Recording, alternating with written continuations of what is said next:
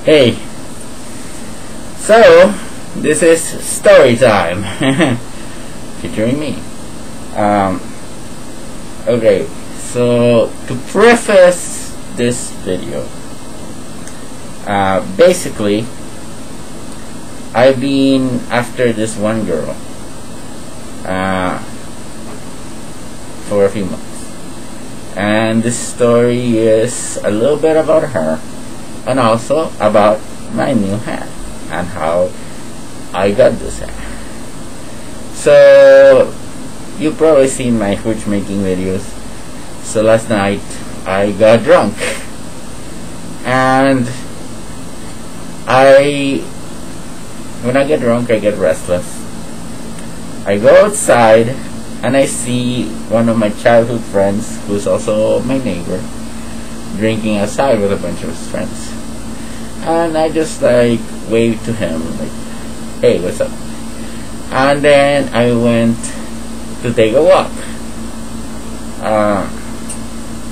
I really wasn't planning on running into this girl that I've been chasing after for these months.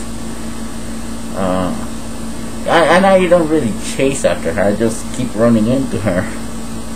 I was actually just trying to check on somebody else, some other girl that I used to have sex with on and off, and I'm a little bit worried about her because I haven't seen her around.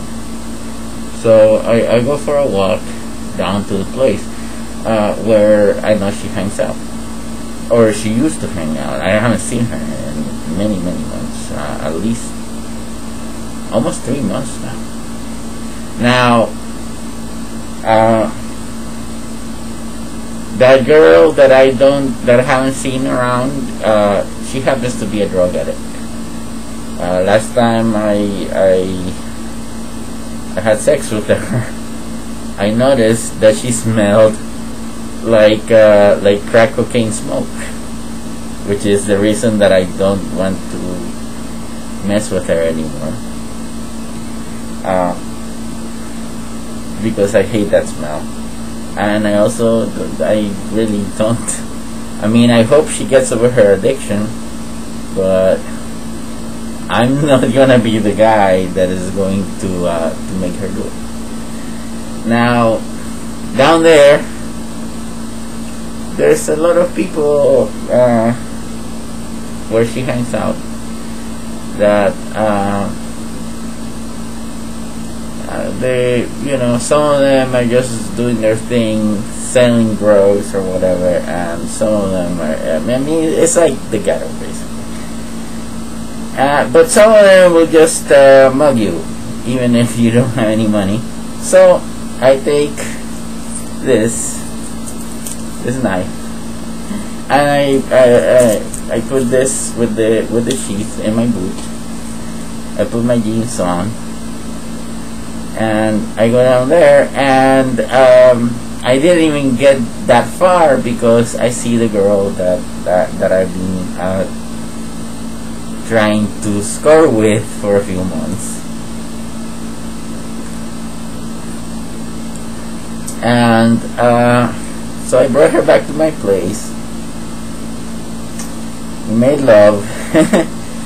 First time with her.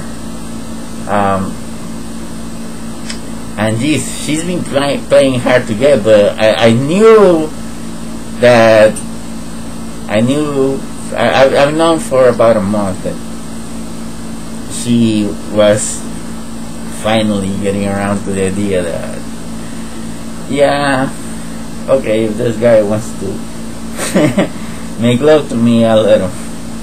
So we made love, right? She leaves, and my friends are still outside, right? So I come out and I start, I'm drinking whatever I'm drinking, my homebrewed hooch. You probably saw that video. And they're drinking like domestic beer, cheap domestic beer. And some of these guys, they start talking to me about, oh, you're trying to pretend like you know a lot about guns and weapons or whatever, but like they're not buying it. I'm like, I don't really give a shit if you buy it, okay? I know what I can do with a gun. So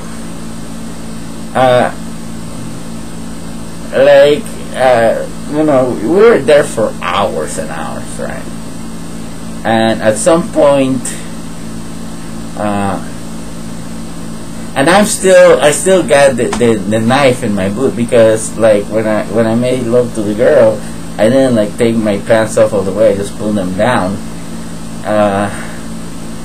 because I didn't really want her to like freak out to see that I had a knife, a big ass knife, because this thing, a lot of people will freak out when they see. So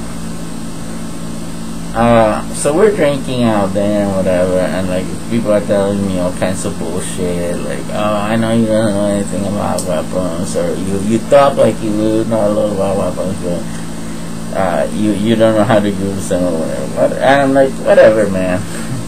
I don't really care if you believe me about what I know about guns or knives or whatever. So the hours keep going by and by, right? And eventually,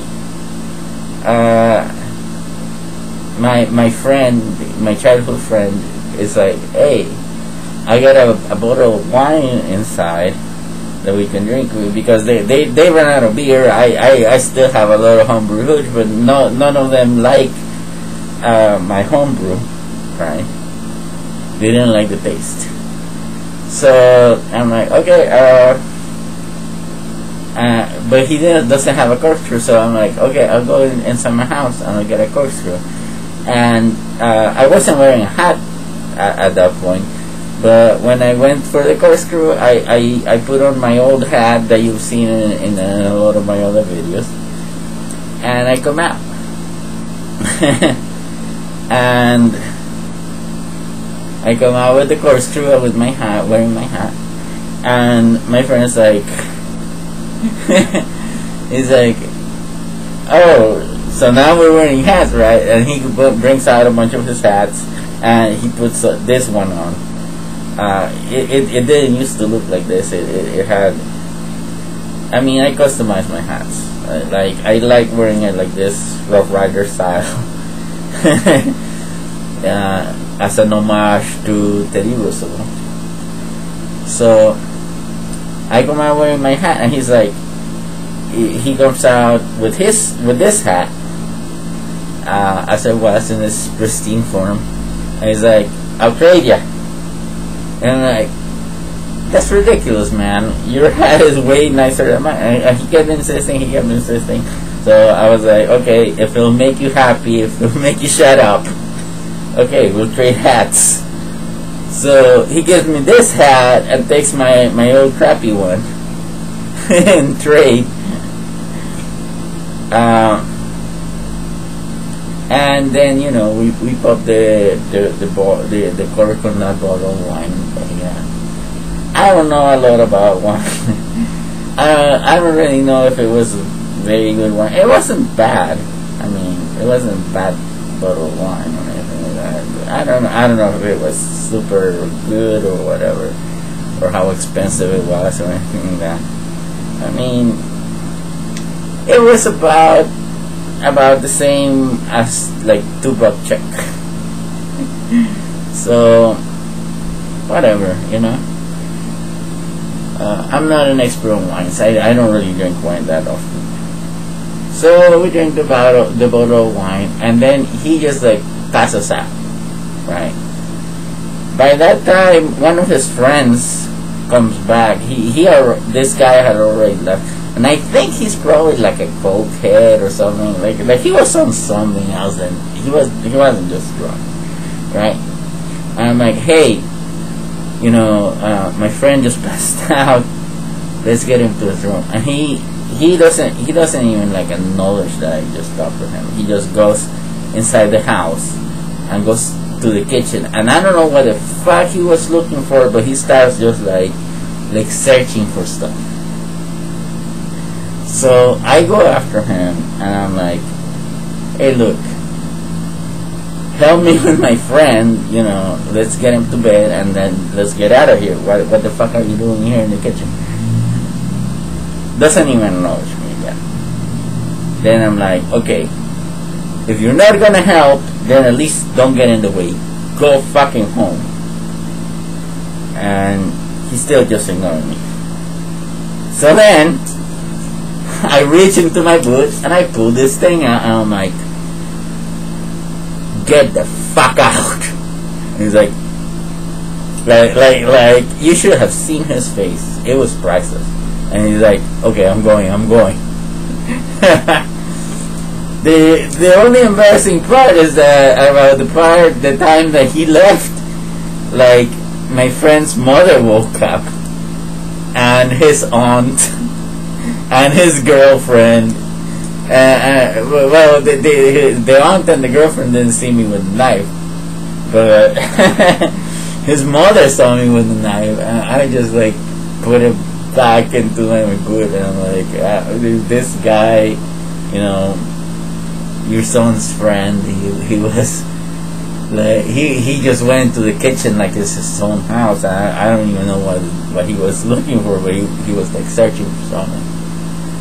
So so they came down and we finally got my friend into bed, and I got a free hat out of it.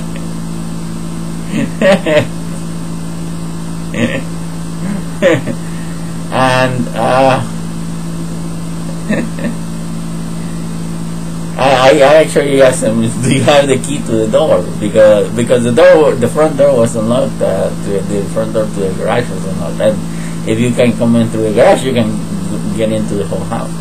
And I'm like, okay, like after I leave, you know, like lock the door, please. So if this guy comes back, he won't be able to get in. And I'm like, oh, thank you for looking after us. And I don't know if I don't know what they really think of me right now, but I think last night was pretty fucking badass. I mean, I got laid with a girl that I've been chasing after for months, and